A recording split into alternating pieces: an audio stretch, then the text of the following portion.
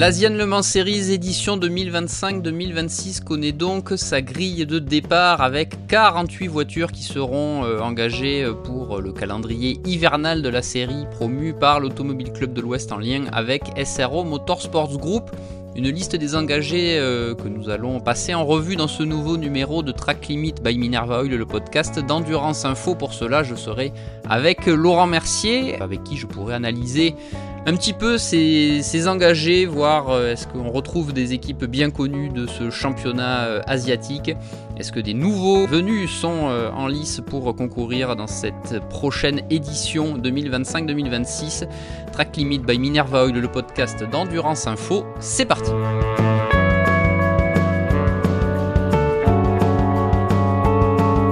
Laurent, bonjour. On va passer en revue dans ce numéro de Track Limit by Minerva Oil donc la liste des engagés de l'Asian Le Mans Series. On pensait faire, Laurent, au départ, un podcast sur les 6 heures du quota, mais l'actualité nous a un petit peu rattrapés et on traitera du WEC la semaine prochaine avec un sujet qui ira un petit peu au-delà de la simple épreuve du quota.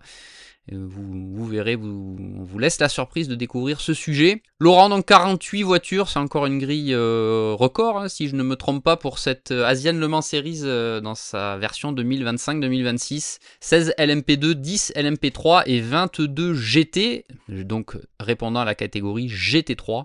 On va commencer par globalement, Laurent, en fait, 48 voitures, ça prouve que après le Covid, qui a été un petit peu un coup d'arrêt pour différentes séries, l'attrait de ce championnat, avec notamment les invitations pour les 24 heures du Mans, ne cesse de se démentir. Ouais, salut Pierre. Ouais, maintenant, je pense qu'il faut maintenant, ces dernières années, aller au-delà des simples invitations pour les 24 heures du Mans. Je pense que tout le monde a bien pris conscience que c'était un championnat à part entière où ça permettait de tester de nouveaux pilotes, de faire rouler des pilotes, de faire des programmes, de faire aussi du business. Et il n'y a plus que cette invitation pour les 24 heures du Mans. Peut-être qu'au début de l'Asian Le Mans Series, c'était peut-être un peu ça le leitmotiv des équipes, de décrocher, mais maintenant, cette invitation, mais maintenant, quand tu discutes avec les équipes, oui, on va pas se mentir, ce serait bien de sécuriser une invitation pour les 24 heures du Mans, mais les équipes trouvent un intérêt à aller rouler sur ce championnat, alors comme tu l'as dit, qui a un peu évolué depuis la fin de la pandémie, parce que avec le Covid, le championnat s'est axé sur les Émirats Arabes Unis avec Dubaï et Abu Dhabi, et maintenant, on a voulu redonner un sens asiatique à ce championnat. Alors déjà, comme tu l'as dit, il y a une promotion et un peu une préparation qui est faite aussi avec SRO. Et on a voulu redonner une touche asiatique avec un retour à Sepang, même si on est loin de l'époque Japon, Chine, Australie. Parce que déjà, il y a une histoire de coût. Et tout le monde trouvait son compte avec ces deux déplacements aux Émirats Arabes Unis. Et on a souhaité aller retourner en Asie. Alors, est-ce que c'est une bonne idée? Est-ce que c'est une mauvaise idée? Je ne sais pas. Je pense que les avis peuvent diverger. On en avait débattu. Est-ce qu'il fallait pas faire presque une Middle East Series? Je ne sais pas si tu te souviens. Moi, j'étais partisan. Je suis partisan d'une Winter Le Mans Series, par exemple, parce que si tu fais le compte encore cette année sur les 48 voitures, il n'y a pas énormément d'équipes asiatiques. Il n'y en a pas en P3. Je pense qu'il n'y en a pas en P2, même s'il y a une équipe japonaise avec Ponos Racing. Maintenant, je pense pas que c'est pas la voiture de Ponos Racing. Bon, tu me diras, c'est la seule équipe, je crois. Oui, c'est la seule équipe japonaise Sous bannière, voilà, exactement. Qui a une P2 parce que c'était la P2, je crois, de K2 ou Shino Racing. Maintenant, je ne suis pas sûr que ce soit une équipe asiatique qui soit derrière la partie technique. Et même côté GT, oui, on a quelques équipes asiatiques. Tu as JMR qui fait le GT World Challenge Asia. Tu as Phantom Global Racing, c'est la même chose, c'est une équipe chinoise. C'est la même chose pour Origin. EBM, c'est aussi une équipe asiatique. Là, je pense que tu as un peu fait le tour. Et de par l'arrivée du meeting de Sepang avec 2 courses la saison dernière, ça a fait forcément augmenter les prix. C'est plus compliqué d'un point de vue logistique quand même, parce qu'il faut envoyer les voitures quand même assez tôt. Si tu me demandais mon avis, mais ce n'est que mon avis, et comme je ne suis que journaliste, c'est un avis bien personnel, mais moi, j'aurais opté pour une Winter Le Mans Series avec Dubaï, Abu Dhabi et un 3e meeting, par exemple, mais toujours aux Émirats, où tu puisses faire le déplacement par la route. Oui, bah on sait qu'il y a des circuits, hein. On sait que le Koweït est notamment un circuit qui accueille de plus en plus de séries. On voit que le Creventic et ses championnats Middle East fonctionnent.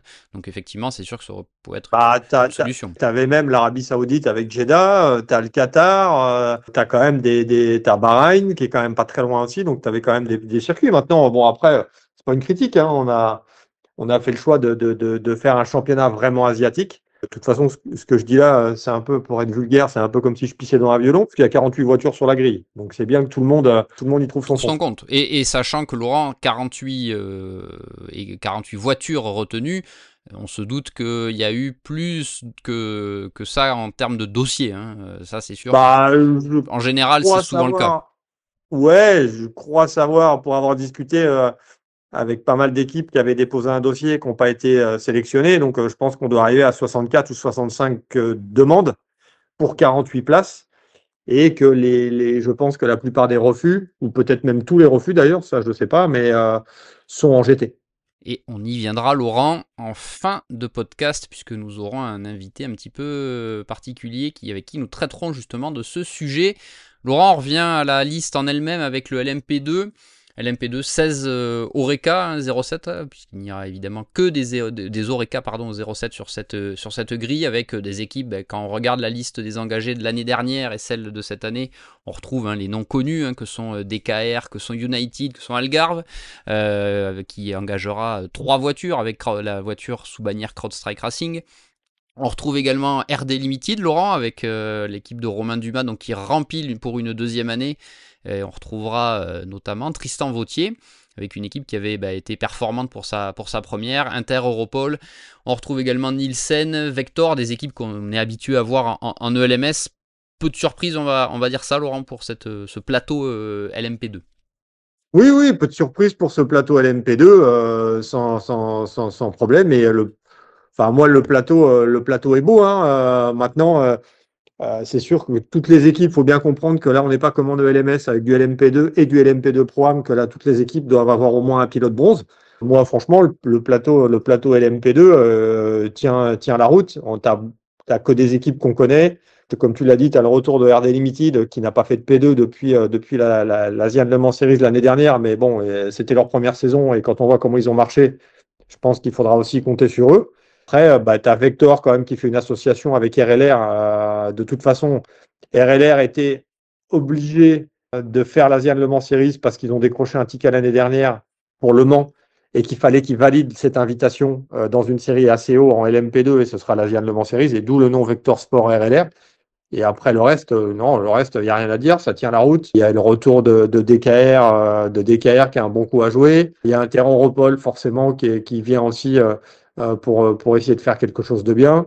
Et tu as quelques nouveautés comme Setila Racing, comme Ponos Racing, qui ajoutent un petit peu de diversité dans la catégorie LMP2. Première liste l'année dernière, on n'était pas à 48, mais on était à 45. Ah, voilà. Et on était à 11 LMP2. Et alors, par contre, si tu regardes la liste, il y a des équipages qui sont pas tous bouclés, mais enfin qui sont pas tous annoncés, pardon. Mais tu prends l'exemple de CrowdStrike Racing by APR, on sait que Georges Kurz sera avec Malte Jacobsen et Louis Delétraz. Et quand tu vois l'équipage, tu te dis bon là, il y a quand même un équipage à surveiller pour la victoire. Laurent va passer au LMP3 où la classe gagne également des voitures puisque nous atteignons 10 voitures avec 9 Ligier JSP 325 et une Duquesne D09. Laurent, ce seront les débuts des nouvelles LMP3 avec le fameux moteur V6 Toyota. Là Ouais. encore, Team Virage, Inter Europol, Breton Racing, R-Race GP, iClass Racing, c'est des équipes qu'on connaît très bien. Par contre, on voit les débuts de Forestier Racing by VPS. Laurent, ça c'est la progression logique pour la structure française où on retrouve notamment Mathieu Vaxivière et Aurélien Panis aux commandes, hein, une équipe qui a fait le bond vers le proto cette année et qui donc va découvrir un nouvel aspect des courses endurance en LMP3. Je pense que du côté de Mathieu Vaxivière, Aurélien Panis et Raphaël Serrano, quand on a créé VPS Racing, c'était d'augmenter un petit peu les terrains de jeu. Et l'Asian Le Mans Series est un nouveau terrain de jeu. Quand tu vois le boulot qui est fait cette année en Michelin Le Mans Cup, je pense que même si la saison n'est pas terminée, alors oui, il n'y a pas encore eu de victoire, mais quand tu vois le niveau et les équipes qui sont là depuis des années, et ce que fait ce que fait Forestier et Racing by VPS, bah, c'est plutôt une bonne chose. Alors après, là, tu peux pas dire que ces équipes-là, elles viennent pour avoir un ticket pour Le Mans, parce qu'il n'y a plus de tickets pour Le Mans en LMP3. C'est ça. Donc on est passé de 6 à 10. Et donc oui, c'est en hausse. Et là, c'est vraiment pour, bah, non seulement pour faire du roulage, c'est aussi pour faire travailler l'équipe l'hiver. Là, tu as affaire qu'à des équipes européennes qu'on retrouve en ELMS et qu'on retrouve dans le Man Cup. C'est le cas aussi de 23 Events, hein, qui va faire qui débute aussi cette année en LMP3, qui fait du bon boulot. C'est le cas des Race GP qui va faire débuter, comme tu l'as dit, la Duquesne, qui vient rajouter un programme hivernal. Et en plus, bon, Race GP a l'habitude des programmes hivernaux, mais plutôt en monoplace. On a quand même un plateau qui est suffisamment solide en P3 avec que des équipes, je te dis, qu'on connaît. Et il y aura un équipage qui aura forcément la faveur du public. On a pu le voir, Laurent, lors de sa venue sur les 24 heures de Dubaï l'an dernier. On en parle de temps en temps sur Endurance Info. Ajit Kumar qui sera avec Naren Kartikeyan chez Team Virage. Donc. Alors là, mon ami, je pense que tout le monde sous-estime, sauf ceux qui l'ont vécu, mais tout le monde sous-estime l'aura d'un Ajit Kumar. Oui. Ajit Kumar, à Dubaï. même à Zandvoort, Ajit Kumar à Zandvoort ou Ajit Kumar au Nürburgring, tu as 100 personnes ou 150 personnes à 7h30 le matin qui sont devant la structure. Si tu te souviens, le départ des 24 heures de Dubaï, je pense qu'il y avait c'est pas je pense d'ailleurs, c'est sûr, il y avait une ambiance de folie dans les tribunes du Dubaï Autodrome.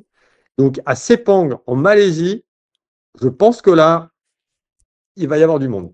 Et on retrouvera avec lui Naren Kartikeyan, on vous rappelle l'ancien pilote Formule 1, donc c'est un équipage qui sera forcément à suivre hors de la piste comme tu le dis, mais il faudra aussi voir sur la piste ça donnera, puisque Ajit Kumar évoluait principalement en GT, Laurent, c'est sur cette saison. Je pense que l'ami Ajit, ça va un peu ça va changer. Hein, il va y avoir un step, ouais. Il va y avoir un sacré step parce que tu parles plus d'une GT4, tu parles d'une LMP3. Dans un peloton multiclasse en plus, multicatégorie. On fait pas chauffer les pneus. Exactement. Mais c'est sûr, comme tu le dis, c'est du multicatégorie, pardon. Donc ouais, ça va être un sérieux step. Hein, débuter directement par l'Asian Le Mans Series avec une P3, ça va être chaud. Donc bon, écoute, on verra ce que ça va donner. Hein.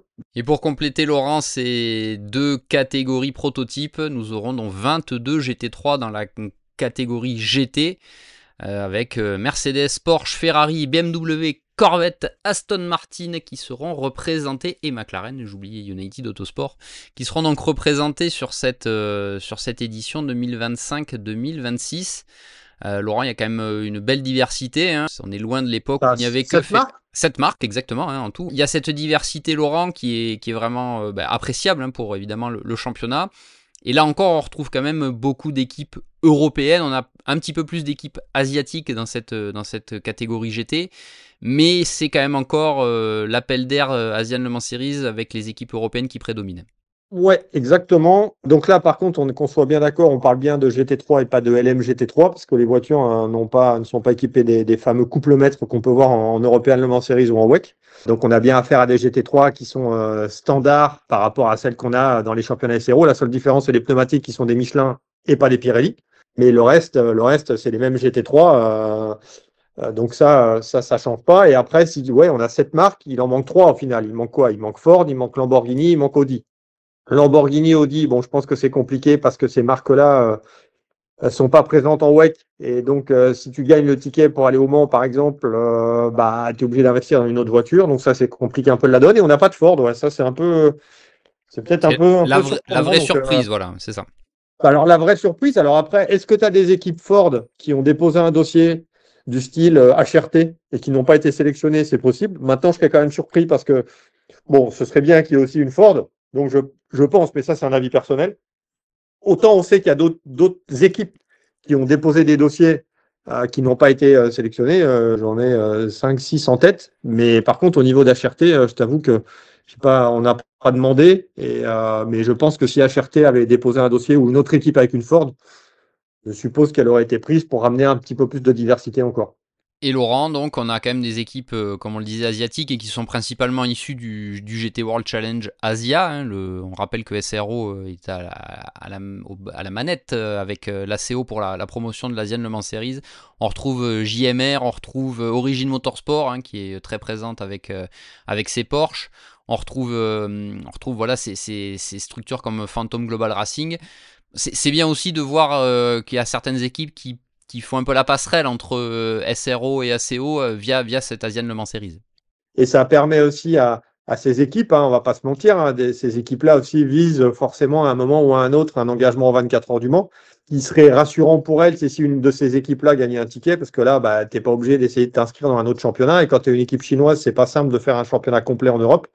Donc oui, je pense qu'on vient aussi essayer de voir ce qu'on peut faire. C'est le cas de JMR avec la Corvette qui aimerait bien aussi sécuriser un ticket pour aller au Mans. Et je pense que là, la chasse au ticket va pas être simple. Donc tu as quand même beaucoup d'équipes aussi, ouais, tu as beaucoup d'équipes européennes, mais c'est là où tu retrouves quand même le plus fort, on va dire, contingent d'équipes asiatiques. Donc peut-être même que tu aurais pu faire une grille complète avec des courses spécifiques réservées au GT3, hein, je pense, avec Presque. le nombre de demandes qui a été faites. Hein. Ouais, ouais. Ouais, surtout si Mais effectivement c'est de par cette catégorie que le dépassement de ce nombre 48 provient, puisque c'est sans doute le cas. c'est ça. Alors après, du côté du comité de sélection, parce qu'on a aussi un comité de sélection en Asian Le Mans Series, on a quand même privilégié les équipes avec plusieurs voitures. Hein. Je crois que si tu fais le compte, tu dois avoir 13 équipes qui engagent plus d'une voiture, ce qui représente plus de 30 voitures sur les 48. Donc c'est sûr qu'on a moins d'équipes avec une seule auto. Après, tu as quelques nouveautés. Tu vois, tu as Blackthorn qui roule en British GT qui s'associe avec Écurie Écosse pour une Aston Martin. Alors, tu prends Unix Racing avec Mathieu Detry et Fabien Duffieux. Alors eux, ils changent. Hein, ils ont fait les 24 heures de Spa qu'ils ont gagné en Pro-Am d'ailleurs avec une Porsche avec Car Collection. Après, ils font le reste de la saison au GT World Challenge Europe avec une Porsche, mais avec Dynamic GT. Et là, ça va être une collaboration avec WRT. Et je pense que le troisième pilote qui n'est pas annoncé sera, je pense, un pilote officiel BMW. Donc, tu vois, donc là, on change un peu de son fusil d'épaule. On vient tâter, voir ce que donne une nouvelle équipe, peut-être aussi pour préparer l'année prochaine. Donc après, tu as aussi le team Amerasian Fragrance pardon, by AF Racing. Donc là, c'est une bannière thaïlandaise avec les Bennett père et fils, mais on peut supposer aussi que là, AF Racing fait référence à AF Corset derrière. Donc c'est un engagement asiatique sans qu'on a la couleur, mais bon, qu'on n'a pas forcément le fond. Et on voit parmi les pilotes, Laurent, on va passer rapidement en GT, on voit qu'il y a quand même des Top Guns qui seront encore sur cette grille. Hein. Je pense à Fabian Schiller, Klaus Bachler, on a Julian Lower qui est listé, on a Richard Litz, on a Ben Green, Jordan Love, enfin on a quand même des Johnny Adam. Bon, il y a quand même du monde sur la grille, Alexander Sims également. Ça va nous promettre, on l'a vu l'an dernier, des courses en GT très disputées. Ça devrait être encore le cas, comme tu disais, et la lutte pour l'invitation devrait être assez intense. Ouais, et puis alors ça c'est plus à titre personnel. Bon, même si j'ai pas fait de course Asian Le Mans Series l'année dernière, mais j'espère qu'on arrivera à en faire cet hiver. Et moi perso, c'est un championnat que j'aime bien parce que c'est un championnat, c'est un peu, enfin, moi je compare ça un peu à une colonie de vacances qui se déplace parce que là tu es loin de tout et c'est un championnat complet, donc tu vois toujours les mêmes personnes. Et je trouve ça plutôt sympa et je trouve que c'est un championnat où franchement il règne une bonne ambiance, où c'est hyper facile de travailler avec tout le monde. Bah, parce que tu as moins les contraintes d'un championnat du monde, parce que tu as moins de constructeurs et tu as plus affaire à des équipes privées. C'est un championnat hivernal, tu vois, c'est des lieux où quand même il fait quand même très beau. C'est le cas en Malaisie, c'est le cas à Dubaï en fin janvier ou à Abu Dhabi, où c'est plutôt sympa de se retrouver en début d'année. C'est aussi des championnats où tu as des équipes qui viennent préparer la saison prochaine et c'est toujours des courses aussi ou des meetings où tu arrives à apprendre pas mal d'infos, à emmagasiner des infos pour la saison à venir. Moi, franchement, perso, c'est un championnat où je prends beaucoup de plaisir à bosser. Outre les heureux élus de cette liste des engagés, il y a forcément eu des déçus au terme de la sélection qui a été faite par le comité de sélection. Laurent, on va avoir quelques questions à poser à Jean-Michel Barthes, le patron de Come to You Racing, puisqu'on sait que l'Asian Le Mans Series était un projet pour l'équipe belge, on rappelle lauréate des 24 heures de Spa en 2024 avec Aston Martin, et on en avait parlé avec lui dans un précédent numéro de Track Limit by Minerva Oil, le podcast d'Endurance Info, et malheureusement, au moment de la découverte effectivement de cette liste des engagés, il n'y a pas d'Aston Martin Come to You. Jean-Michel Barthes qui est donc avec nous pour répondre à nos questions forcément. Jean-Michel, bonjour. Forcément, il y a de la déception quand vous avez découvert chez Come to You la non-sélection de votre projet. Oui, il y a beaucoup de déceptions. Il y a beaucoup de déceptions parce que c'est un travail énorme de travailler sur la mise sur pied d'un programme comme celui de l'Asian Le Mans Série. C'est un projet qui monopolise beaucoup de temps, beaucoup d'engagement humain. Et donc, sur le plan humain, en fait, oui, je suis très, très déçu. Je suis très déçu pour François qui a travaillé énormément là-dessus et qui se voit refuser la candidature de ces deux voitures. Et puis voilà. Donc, oui, il y a une déception énorme. Et on vous a dit pourquoi, Jean-Michel? Pourquoi vous n'avez pas été pris ou même pas? On ne sait pas pourquoi, mais à la limite, ça, c'est pas grave. J'espère que c'est pas parce qu'on s'appelle comme To You Racing et qu'on a gagné les 24 heures de Spa qu'on est refusé. J'espère que il n'y a pas de politique là-dedans. J'espère que il n'y a pas de raison personnelle là-dedans. Mais je pense que l'ACO se retrouve confronté à un succès du GT3 et qu'ils doivent sélectionner. Ils ont leurs règles. Et comme dans toutes les choses de la vie, il faut respecter les règles et les accepter. Maintenant, c'est pas pour ça qu'on doit être heureux des décisions et puis voilà. Mais c'est clair que les règles de sélection, pour être très transparent, les règles de sélection, on les connaît pas. Hein. Et donc les règles de non-sélection, on les connaît pas non plus. Ouais, vous posez un dossier et après on attend. C'est pas complètement ça en fait. On pose un dossier, on doit le rendre avant une telle date, on a une pression énorme de la part des séries managers. On doit remettre l'entry form, qu'on appelle ça, donc le document qui reprend le type de voiture, quelle catégorie, etc. Et on doit payer les 2 fois 60 000 euros plus les frais, puisque c'est un paiement à Hong Kong, puisque c'est de l'Asian Le Mans Série. Et donc, ça nous coûte un peu plus que 120 000 euros pour inscrire 2 voitures. On les a payés, on était en ordre, on sait qu'on va perdre aux 1 000 euros par dossier, puisqu'ils nous facturent 1 000 euros par dossier qui est étudié, et ils vont nous rembourser quand ils auront envie de nous rembourser. Si je comprends bien, c'est de la trésorerie en plus comme To You, c'est pas forcément de la trésorerie ou une avance sur les pilotes qui devaient financer une partie du programme. Alors chez nous, c'est de l'avance de trésorerie de Come to You parce qu'on n'avait pas facturé heureusement nos clients par rapport à ça. Mais peut-être que certains teams ou certaines marques facturent leurs clients pour pouvoir payer l'entry fee et vont devoir les rembourser par après. Oui. Mais chez nous, honnêtement, c'est de l'avance de trésor qu'on a fait. Oui, et de l'argent que tu peux pas pour l'instant utiliser pour à d'autres dessins, puisque c'est de l'argent qui est mobilisé, quoi. Pour le 1er septembre, tu dois les avoir payés. Je ne sais pas quand on est remboursé. Et c'est une grosse perte du coup de ne pas faire ce programme. Je suppose que c'est une grosse perte aussi financière pour Come to You, qui voulait aussi, je pense, explorer de nouveaux terrains, aller vers de nouveaux marchés, mais directement, de nouveaux clients. Mais directement, c'est 1 million de chiffre d'affaires qu'on perd. De chiffre d'affaires, hein. Mais c'est à peu près 1 million de chiffre d'affaires qu'on perd. Maintenant, on va dire, oui, mais vous n'avez pas les frais, vous n'avez pas. C'est vrai, bien sûr, il y a tout ça. Mais moi, c'est le chiffre d'affaires réel. La perte, elle est beaucoup plus importante parce que quand je vois, et je le redis, quand je vois le temps que François a passé à discuter avec l'ACO, quand je vois le temps qu'il a passé à discuter avec les potentiels clients, avec Aston Martin Racing, pour avoir les pilotes pros qui viennent compléter les équipages, etc. Là, et ça, on le chiffre pas, mais la perte, elle est bien au-delà d'un million, oui. Enfin, on en a Ou parlé. Le manque à gagner, c'est pas une perte, c'est un manque à gagner. Et ça remet aussi en cause, parce que je crois que, enfin, on en a parlé dans une interview là, mais ça remet aussi en cause la présence de Come to You à Macao pour la Coupe du Monde FIA GT, parce que c'était le bon moment de faire le combo. Ouais, l'idée c'était de se dire tant qu'on est à l'est, continuons à y être et on avait en effet en projet de faire Macao, la Coupe du Monde là-bas, mais évidemment ça tombe à l'eau parce que sinon c'est impayable. Et il y avait un pilote Aston qui était prévu pour l'Asian Le Mans, je crois, en plus. Oui, Mathieu Droudy, elle est roulée avec nous, oui.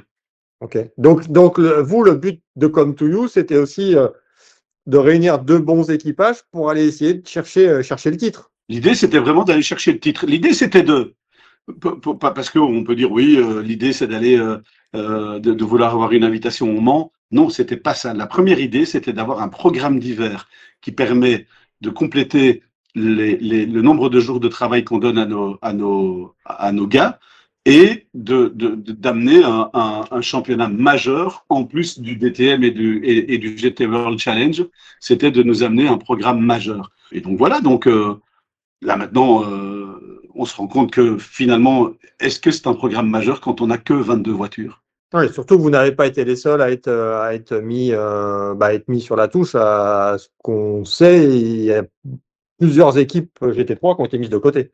Bah, d'après ce que j'ai comme information de la part de Stéphane Rattel, il y a 14 GT qui ont été refusés. Ce qui est quand même pas rien. Quelque part, voilà, on est déçus, mais on n'est pas les seuls, et ça fait partie des règles du jeu.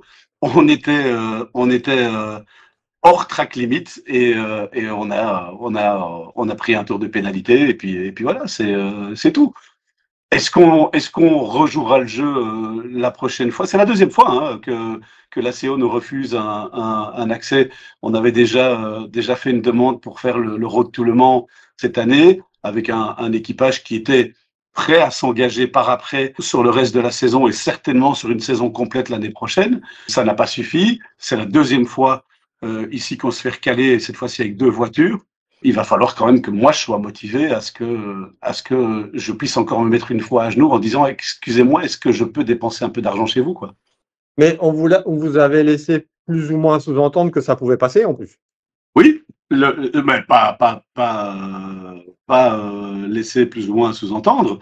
Colin, qui est le série manager de la LMS, a clairement dit à François et a clairement écrit à François que avec l'entry fee qu'on avait payé, avec le dossier qu'on avait rentré, ce n'était que une formalité, la sélection qui a été faite hier et ben, cette formalité n'était pas qu'une simple formalité puisque c'est pas passé quoi.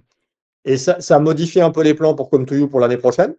Je veux dire, pour un programme hivernal, est-ce que du coup vous allez orienter je sais pas, vous allez faire autre chose pour compenser un petit peu ce manque de roulage?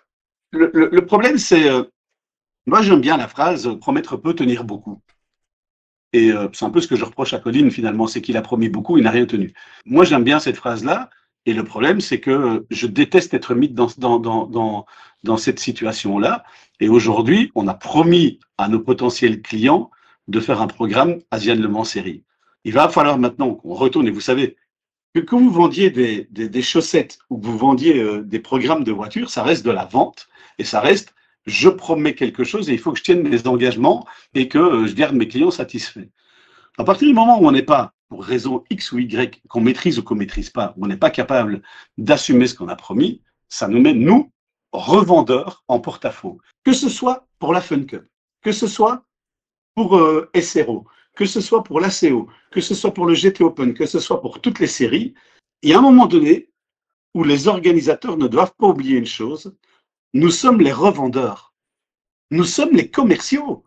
C'est pas l'ACO qui va chercher des voitures. Hein.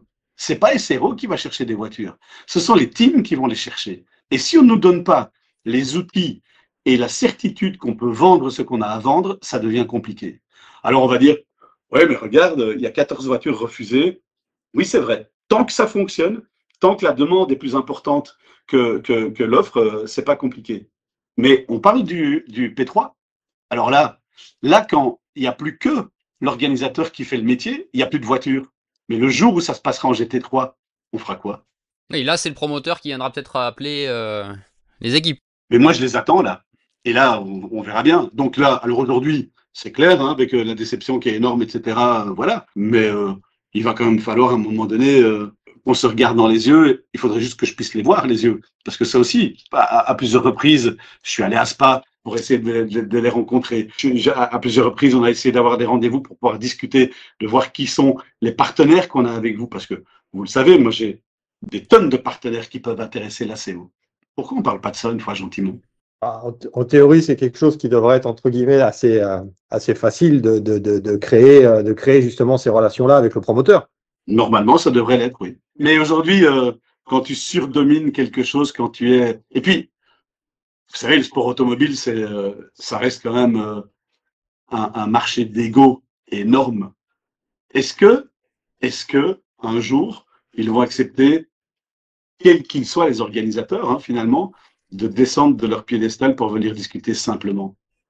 Je l'ai dit à Stéphane Rattel, tout le monde n'est pas SRO. Parce que Là, pour la peine, chez SRO, on vient te voir, on t'écoute, on te demande, on discute avec toi, on voit de quelle manière on peut construire un partenariat de long terme. Et là, il n'y a pas une relation fournisseur-client. Alors, bien sûr qu'il y a toujours ce côté fournisseur-client, mais c'est pas que ça qui transpire au départ. À la CO, j'ai jamais eu cette impression-là. Dans l'entretien qu'on a fait, on n'a pas, à part Mathias Droudi qui a été cité, est-ce qu'il n'y a pas un problème aussi des équipes, enfin pas des équipes, mais des gentlemen aussi qui font un peu monter les enchères et qui s'inscrivent un peu sur plusieurs voitures dans l'attente de voir si cette voiture-là, elle sera sélectionnée et que du coup, le comité de sélection se retrouve avec une liste et avec des teams qui ont le même pilote sur plusieurs voitures. Est-ce que tu penses que ça, c'est quelque chose aussi c'est un jeu, enfin pour moi, c'est un jeu un peu, c'est un jeu un peu dangereux. Et là, sur ce coup, bah, on peut pas dire que le promoteur il soit pour grand-chose. À la décharge du promoteur, on n'est pas obligé de rentrer l'entry list. On inscrit des voitures. Tu n'es pas obligé de citer, de donner le nom d'un pilote quand tu inscris la voiture. On n'est pas obligé, non. Parce que je sais notamment pour Le Mans, tu es obligé de donner le nom d'un pilote. Donc, Mais ici, pour l'Asian, on n'était pas obligé de donner le nom du line-up. Alors que, moi, mes line-up, ils étaient définitifs. On savait qui allait rouler chez nous. Et j'ai pas envie d'en parler parce que ce serait trop facile maintenant d'aller le donner à tous ceux qui y vont à l'Asian Le Mans Series, puisque finalement, nous, on laisse 6 pilotes sur le carreau. Donc, ça, c'est à la décharge de l'organisateur. Mais ceci dit, est-ce qu'il faudrait pas qu'ils obligent au 1er septembre d'avoir les line-up qui soient définitifs? Et ça permettrait, comme tu dis très bien, de ne pas avoir de spéculation sur le prix du volant, mais ça permettrait aussi de voir quels sont les équipages qui sont réellement complets. Parce que dans la liste, là, on a deux Mercedes, 5 Porsche, 6 Ferrari, 2 BM, 4 Corvette, 2 Aston Martin, une McLaren. Est-ce que là-dessus, les équipages sont complets? Et est-ce que réellement on aura 6 Ferrari? Ou bien il y en a une qui va abandonner dans un mois et qui ne sera pas là parce que l'équipage est pas fini. Et là, c'est là où je dis, je connais pas les règles d'attribution, de sélection et voilà. Et encore une fois, moi je propose simplement, mais je trouve que ce serait faire de dire vous inscrivez 2 voitures, donnez-nous votre line-up de 3 pilotes et on prend note. Et ce sont ces 3 pilotes-là qui sont inscrits. Alors, est-ce que donner un line-up au 1er septembre, est-ce que c'est pas trop tôt quand on connaît le coût? C'est quoi le coût? C'est 1 million 2 pour une voiture? Je les ai, les line-up. Moi, je peux les communiquer, on les a. Oui, mais est-ce que tout le monde est en mesure de fournir un équipage complet au 1er septembre pour une saison qui commence au 15 décembre? Mais si nous, pour une première saison en Asian Le Mans Série, alors qu'on n'y est jamais allé, on n'est jamais allé dans une série assez haut, on est capable de le faire, j'imagine que tous les autres teams qui sont là sont capables de le faire aussi. Ah, ça, je sais. Ouais, peut-être. Ça, je sais pas, sachant qu'il y a beaucoup de pilotes aussi qui roulent aussi en parallèle dans les séries assez haut, notamment en ELMS ou en Michelin Le Mans Cup. Et là, on peut que constater que le choix du comité de sélection a été fait sur des équipes qui engageaient plusieurs voitures en plus. Parce que si tu regardes la liste, je crois qu'il y a 13 teams qui engagent plus d'une voiture. Mais ça, enfin, en quoi c'est impossible d'avoir le line-up pour le 1er septembre? Tu sais, aujourd'hui, on parle de nos line-up pour le GT World Challenge de l'année prochaine, et pourtant, il reste Valencia et Barcelone. Hein. Oui, mais enfin, tu vois, c'est quoi? C'est 1 million, 1 million 2 le budget pour une voiture pour l'Asian Le Mans pour la campagne complète. On est dans cette tape-là, oui. Grosso modo. Donc c'est sûr qu'en plus, tu es obligé de trouver quand même au moins un pilote bronze par voiture pour rouler déjà. Et c'est pour ça que tu ne vas pas trouver ça le 15 décembre. Donc normalement, le 1er ou le 15 septembre, tu es capable de confirmer en tout cas 2 des 3 pilotes sur tes voitures, quoi. J'ai juste un peu peur que les pilotes, enfin Pierre, on le voit notamment au championnat de France GT, où les pilotes jouent la montre, tu vois, discutent avec plein de teams, essaient de faire baisser les prix. Et je pense que là, en Asian Le Mans Series, c'est un peu la même chose, que tout le monde discute avec tout le monde et au final, on va au plus offrant ou celui qui fait les meilleures conditions et que ça fout un peu la merde. La liste là, elle est bien notée provisionnelle. Oui. Pourquoi elle n'est pas définitive? La règle, c'était au 1er septembre. Il n'y a pas on vous a pas laissé sous-entendre qu'il y avait une liste d'attente? Comment je vends ça à mon client, moi? Ah, mais non, mais ça, je sais bien. Tu peux pas. Là, maintenant, François, il a pris le coup sur la tête. Honnêtement, et je pense que beaucoup de monde connaissent François Verbist. c'est la première fois que je le vois aussi abattu que ça euh, pour un échec qu'il a sur un programme. Et honnêtement, il s'est investi énormément. Il a passé énormément de temps. Donc là, à un moment donné, le client, c'est un client qui veut rouler chez Come2 Racing, mais on veut le garder. Et donc, il va falloir qu'on fasse autre chose. Donc, je ne vais pas attendre qu'on me dise, tiens, finalement, 2 jours avant l'événement, finalement, on vous ouvre la porte, vous pouvez venir. Le sport automobile, c'est 90% de préparation. Hein. Oui, et après, la question aussi qu'il faut se poser, c'est est-ce que tout le monde sera à Sepang ou est-ce qu'il y a des équipes qui se sont inscrites uniquement pour Dubaï et Abu Dhabi, hein? Moi, je peux parler de nous. C'était 2 full entry. Donc, c'était les 6 week-ends de course et c'était 2 voitures avec les 2 line-up qui étaient connus. Donc, et comme je dis, à date, comme l'avait demandé Colin, les paiements ont été faits, les entry forms ont été remplis et nous étions en ordre du dossier avec un projet solide. Et honnêtement, si on y allait, c'était pas pour compléter la grille. Donc, c'était vraiment avec l'ambition d'aller scorer dans ce championnat.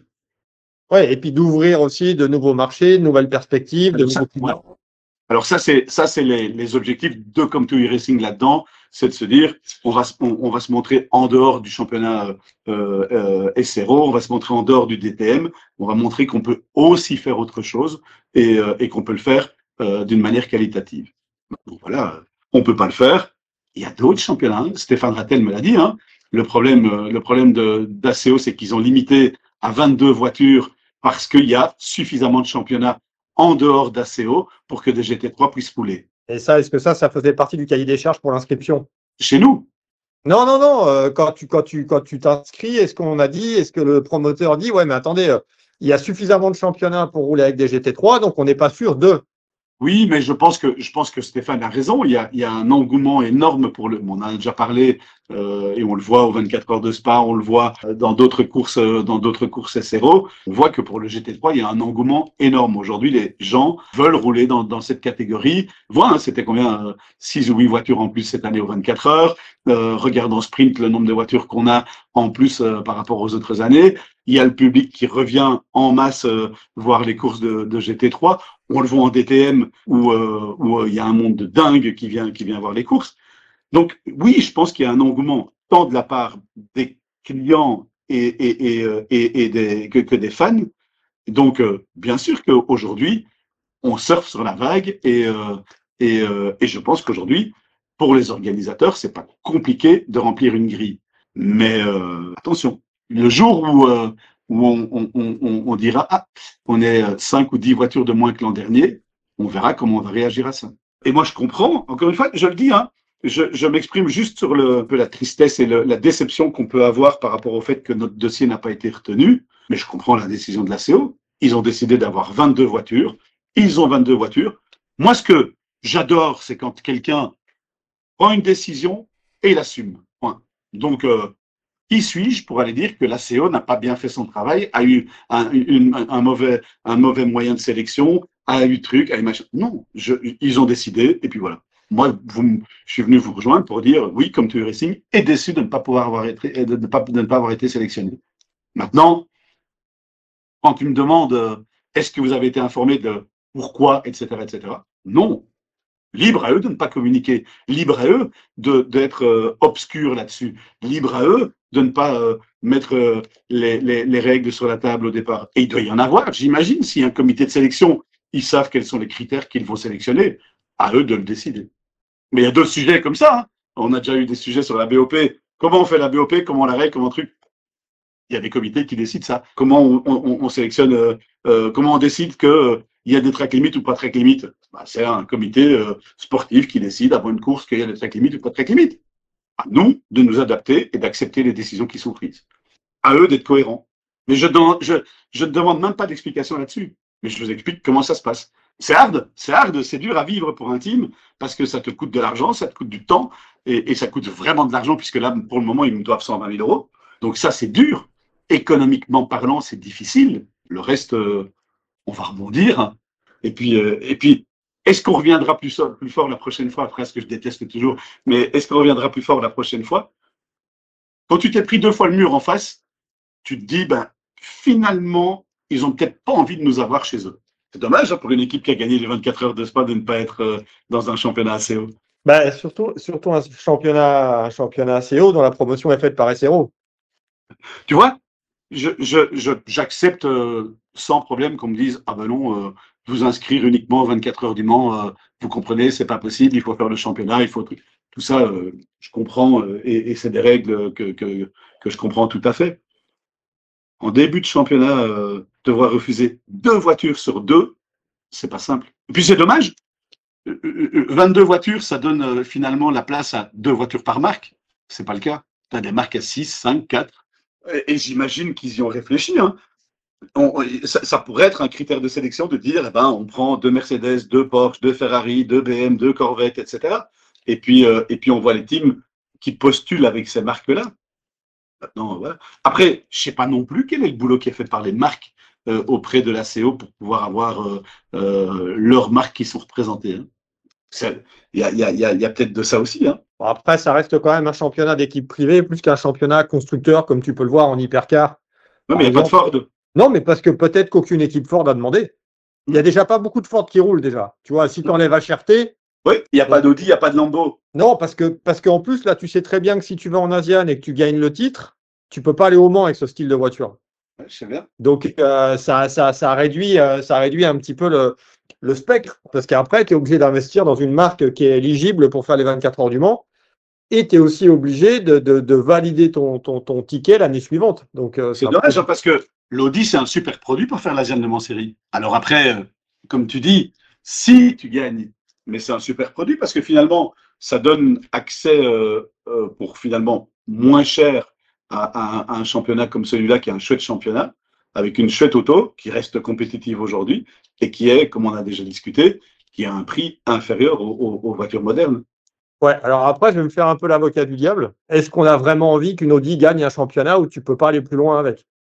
Est-ce qu'en termes de BOP, tu auras une BOP qui va te permettre de jouer devant? On revient, Jean-Michel, au débat du GT World Challenge Europe. Est-ce que si tu avais une Audi en pro, est-ce qu'elle aurait la même BOP qu'elle a en ce moment avec des voitures en gold et en silver? Oui. Et tant qu'elle n'est pas sur la grille, on ne peut pas le savoir. Non, ça c'est vrai. Mais ceci dit, c'est quoi? 2, 4, 6, 7 marques, c'est déjà pas mal. Ça va être une chouette grille avec 7 marques différentes. Comme je dis, il y a une règle de sélection qui a été faite et je pense que ça aura quand même de la gueule, ce championnat. Sinon, on n'aurait pas demandé pour y aller. Hein. Et donc après cet échange avec Jean-Michel Barthes, le patron de Come2You Racing, il est temps, Laurent, pour nous de clore ce nouveau numéro de Track Limit by Minerva Oil, le podcast d'Endurance Info qui était donc consacré, je vous le rappelle, à la liste des engagés de l'Asian Le Mans Series 2025-2026. Laurent, on se donne donc rendez-vous la semaine prochaine pour un nouveau numéro de notre podcast avec, dans la foulée d'un week-end qui sera assez intense, hein, puisqu'il y a le retour des fameux 1000 km de Suzuka, Laurent, en Intercontinental GT Challenge, sans oublier les 4 heures de Silverstone, là aussi un retour pour la manche britannique au calendrier ELMS, et le DTM qui sera au Red Bull Ring. Laurent, merci, et on se donne rendez-vous très vite dans un nouveau numéro de Track Limit. À bientôt.